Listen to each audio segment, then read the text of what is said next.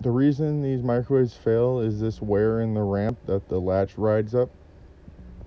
This is why replacing the switches doesn't fix it. The monitor switch must be engaged first and stay engaged before the primary interlock is engaged.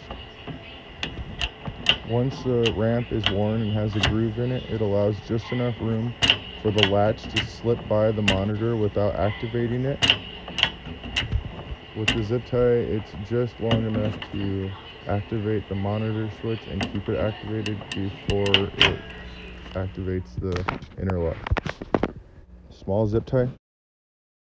I used a fair amount of super glue to keep it on there and try to make the surface even.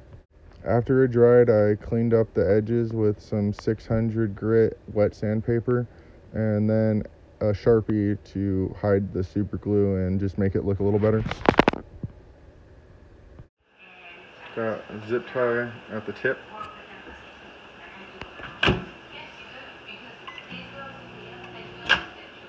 This microwave would pop the breaker or blow the fuse every single time you open the door while it was running.